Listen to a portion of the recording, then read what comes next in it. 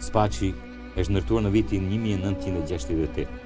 Ndërtimin e tij Ministria e Brendshme e bëri me të burgosur ordiner.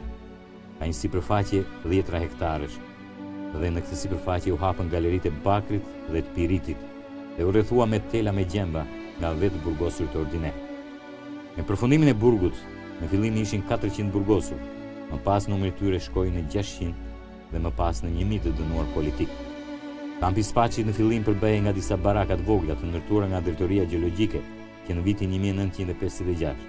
Vendi ishte izoluar, dielli shfaqej vetëm 2-3 orë në ditë. Puna në galeri behej me 3 turne dhe pa asnjë lloj sigurimi teknik. Norma punës ishte 12 vagon për 2 burgosur dhe ai që se realizonte dot normën e lidhin të zhveshur me kavo në trunjë pemësh jashtë galerive. Ka pasur mjaft raste të përditshme të keq trajtimit të burgosurve dhe ridënime. Nga trajtimi mizor në 21 maj të vitit 1973, të burgosurit u hodhën në revoltë, e cila më pas u cilësua si revolta e parë me karakter politik në Shqipëri gjatë viteve të diktaturës. Burgosurit ngritën në kam flamurin e kuq me shqiponjë, por pa yll. U përgatit nga piktori Mersin Vlashi dhe po kështu u hodhën parolla kundër diktaturës.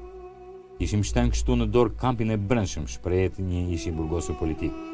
Burgosurit dëshmojnë se alarmi dhe paniku i qeverisë ishte mjaft i madh, dhe si pasojë ata urdhëruan korpusin e Burrelit për rrethimin e kampit Spaçit me forcat shumëta e tank. Operacioni drejtohej nga drejtori i sigurimit të shtetit Feçor Sheu. Pas 3 ditësh, revolta u poshtë me dhunë, duke përdorur shufrat e hekurit e të zjarrit. 200 veta u arrestuan, ndërsa 100 prej tyre u dënuan me 1700 vite burg. Pal Zefi, Skënder Daja, Dervish Beku dhe Hajri Pasha u dënuan nga gjykata speciale me vdekje dhe vetëm pas disa ditësh u ekzekutuan po në Spaç. Të 4 të dënuarit ishin nën moshën 30 vjeç. Varrezat e para janë në lëndinë në Karshi, ku shoqata e burgosurve politik ka vendosur një plak ku janë varrosur qindra të burgosur. Asgjë nuk ka mbetur, as emra, as ndonjë shenjë, dhe shikohet qartë që erozioni ka shkatruar 10 varre. Dëshmitarët tregojnë se janë parë heshtra njerëzish për gjatë gjithë këtyre vitesh.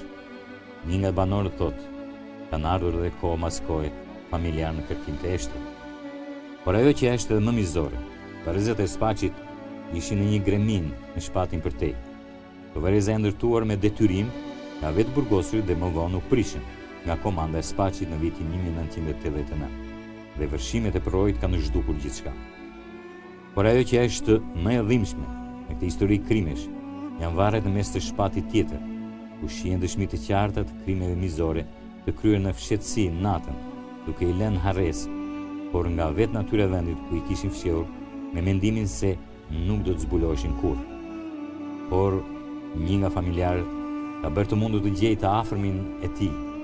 Ky varr mund të jetë bërë i mundur të zbulohet me dëshminë e banorëve të zonës.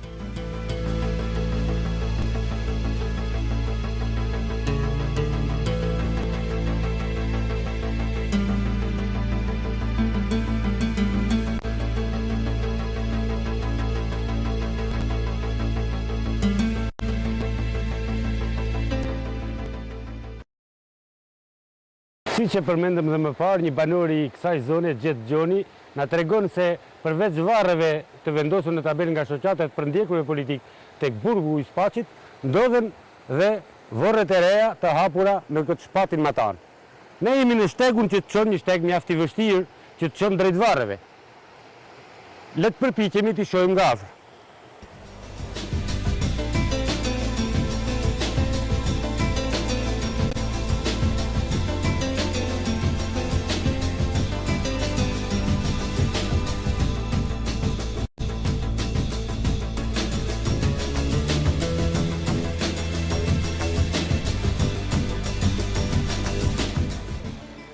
Si që shikoni, kjo është proj i Spaçit ose sefta e Spaçit, që ndanë 2 malet për gjysëm.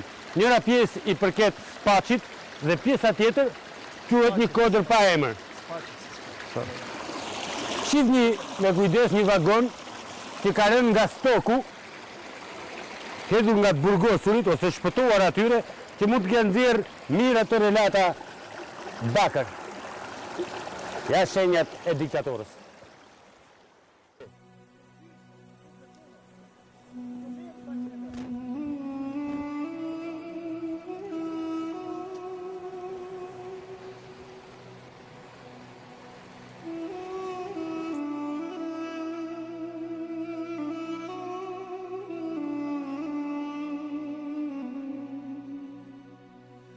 Udhërëfysi jonë, Gjet Gjoni, na bëri të mundur të na njohim me këtë parcel të hapur nga të burgosurit politik në kohët e diktatorës për të varrosur vetë të burgosurit.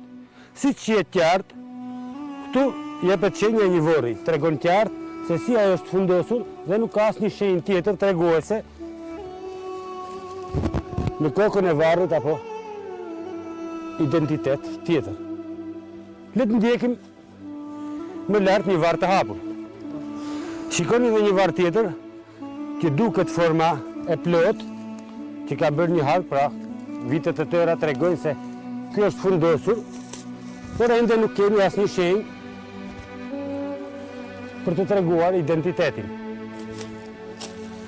Pra si të qiet, janë 10 varre të humbura në këtë pëllaj të hapur nga vetë të burgosurit. Le të ndjekim më tej. Ja dhe rasti i një varri të hapur, si duket familjarët kanë mësuar të vërtetën, se ku është varrosur i afër mbi tyre, dhe duket qartë që kjo shenjë është hapur si vjetë. Kjo është varri i ri që tregon qartë dëshminë se këtu kemi të bëjmë një sipërfaqe të tërë me varret e burgosurve politik, që deri më sot nuk ishin zbardhur.